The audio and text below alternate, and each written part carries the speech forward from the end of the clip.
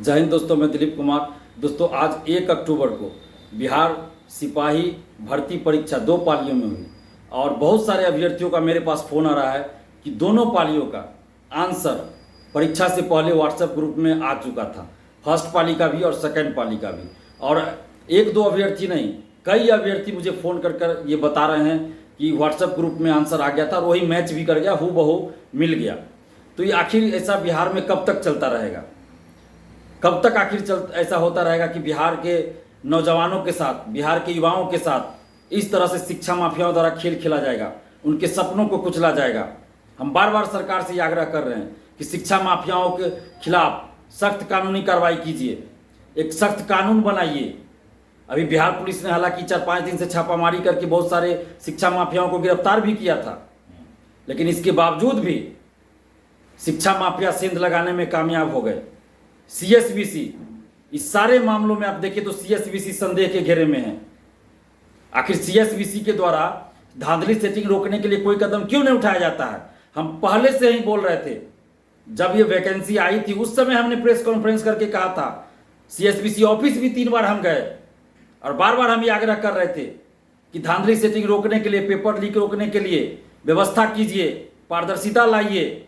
लेकिन सीएसबीसी ने अपनी मनमानी से पीछे हटने का कोई सवाल ही नहीं कि वो अपनी मनमानी से पीछे हट जाए। सीएसबीसी लगातार तानाशाही रवैया अपनाती रही है और आज भी तानाशाही रवैया अपनाया गया। और हम लोग बार बार ये मांग कर रहे थे कि गृह जिला में सेंटर नहीं दीजिए, क्योंकि गृह जिला में सेंटर देने से ज़्यादा धांधली सेटिंग होता है। फिर भी सीएसबीसी ने गृह जिला में सेंटर दिया और आज उसका कुपरिणाम देखिए। वॉकी टॉकी, ब्लूटूथ, ये ऐसे वाले तो बहुत सारे लोग पकड़े भी गए। पता नहीं बहुत सारे लोग उस तरीके से भी धांधली सेटिंग किए होंगे। लेकिन आज जो आंसर वायरल की बात है कि व्हाट्सएप ग्रुप में आया था, वो भी 90 क्वेश्चन का। अब आप सोचिए कि ये किस तरह की परीक्षा हो रही है। अभ्यर्थियों द्वारा मुझे ये बताया जा रहा है, बहुत सारे अभ्यर्थियों ने फोन करके बताया है कि व्हाट्सएप ग्रुप में आंसर पहले ही आ गया था।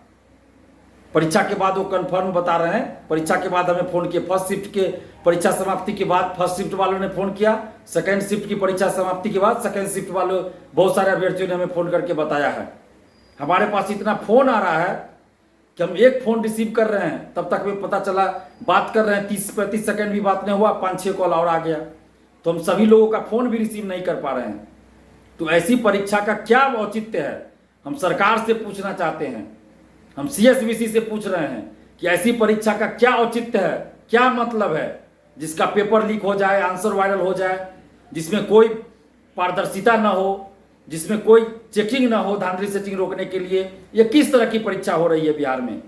कल ही बीपीएससी के द्वारा सिविल सेवा की परीक्षा हुई 69th की। हम खुद बीपीएससी ऑफिस गए थे और वहां से हम देखे थे कि किस तरह से परीक्षा हो रही है पूरे बिहार में। और हमने खुद बीपीएससी ऑफिस से मीडिया को संबोधित करते हुए बीपीएससी ऑफिस से हमने ये कहा था, जहां कमांड कंट्रोल रूम बनाया गया, वहां से हमने बिहार सरकार की और नीतीश कुमार जी की और बीपीएससी की तारीफ किया था कि बहुत अच्छे से बिहार में बीपीएससी के द्वारा परीक्षा हो रही थी, बहुत अच्छे से परीक्षा हो रही है। और बिहार से बाहर के भी जो अभ्यर्थी आए थे, वो लोग भी बीपीएससी के द्वारा जो आयोजित परीक्षा हो रही थी उसकी खूब तारीफ कर रहे थे और बिहार सरकार की भी तारीफ कर रहे थे, बिहार की भी तारीफ कर रहे थे कि इतने अच्छे से परीक्षा हमारे स्टेट में भी नहीं होता। यूपी वाले थे, झारखंड वाले थे, दिल्ली के थे, एमपी के स्टूडेंट्स थे, वो लोग भी तारीफ कर रहे थे। और कल भी हमने ये कहा था बीपीएससी ऑफिस से ही कि जो व्यवस्था बीपीएससी द्वारा अपनाई गई है हम उसकी तारीफ कर रहे हैं, सरकार की भी सराहना कर रहे हैं। और साथ में हमने ये मांग भी किया था सीएसबीसी से और सरकार से कि सीएसबीसी द्वारा भी जो परीक्षा आयोजित होती है, चाहे सिपाही भर्ती हो या कोई भी हो, उसमें भी बीपीएससी के द्वारा जो व्यवस्था अपनाई गई है उस व्यवस्था को लागू किया जाए। इससे पहले हम 26 अगस्त को भी बीपीएससी ऑफिस में गए थे, जब शिक्षक भर्ती की परीक्षा चल रही थी। उस समय भी हम देखने गए थे कि किस तरह से व्यवस्था चल रही है, किस तरह से व्यवस्था की गई है सेंटरों पे। उस समय भी हमने कहा था सरकार से भी और सीएसबीसी से भी कि आप ऐसी व्यवस्था सिपाही भर्ती में भी लागू कीजिए, क्योंकि सिपाही भर्ती परीक्षा में पिछले कुछ वर्षों से देखिए तो इस तरह की खबरें आती है, पेपर लीक हो जाता है, आंसर वायरल हो जाता है, धांधली सेटिंग की बातें आती है, लेकिन सीएसबीसी ने कोई कदम नहीं उठाया। तो क्या समझा जाए? क्या सीएसबीसी जानबूझकर ऐसा कर रही है? क्या सीएसबीसी ऑफिस के अंदर के कुछ लोग हैं जो धांधली सेटिंग में संलिप्त रहते हैं? सरकार से हम मांग कर रहे हैं, हम नीतीश कुमार जी से मांग कर रहे हैं, तेजस्वी यादव जी से मांग कर रहे हैं, कि इस मामले की जांच करवाइए, निष्पक्ष जांच करवाइए। और ये छोटी मोटी घटना नहीं है। इस सिपाही भर्ती में हर बार क्यों आंसर वायरल हो जाता है, ये कैसी परीक्षा हो रही है, तो इसकी जांच करवाइए। और जो भी इसमें शिक्षा माफिया हो, जो भी कोई हो, चाहे वो कोचिंग संचालक हो, शिक्षक हो, नेता हो, मंत्री हो, अधिकारी हो, बड़ा से बड़ा अधिकारी क्यों ना, उन पर सख्त कानूनी कार्रवाई कीजिए। हर जिले में शिक्षा माफिया सक्रिय है। आज गरीब का बच्चा, गरीब का बेटा बेटी कहाँ जाए? सिपाही भर्ती के लिए कौन फॉर्म भरते हैं? रिक्शा चालक, ठेला चालक, बालू ढोने वाले, गिट्टी ढोने वाले, मजदूर तबके के गरीब गुरबे के बच्चे भरते हैं फॉर्म। और उस परीक्षा का ये हाल है। सरकार अच्छा काम करती है तो दिलीप कुमार तारीफ भी करता है, डंके की चोट पे तारीफ करता है। हम किसी से डरते नहीं है, ना ही किसी पार्टी से हमारा कोई संबंध है। कल ही बीपीएससी के द्वारा परीक्षा हुई तो हमने उसकी तारीफ की, नीतीश कुमार जी की तारीफ किया, बिहार सरकार की तारीफ किया कि अच्छा से एग्जाम हुआ। लेकिन आज जब सीएसबीसी द्वारा सिपाही भर्ती की परीक्षा हुई तो उसमें गड़बड़ी ही गड़बड़ी नजर आ रही है, आंसर वायरल की बातें सामने आ रही है। तो हम सरकार से मांग कर रहे हैं, सीएसबीसी से मांग कर रहे हैं कि इसकी निष्पक्ष जांच हो और जो भी इसमें संलिप्त हो सबको कठोर कानूनी कार्रवाई सब पे होनी चाहिए।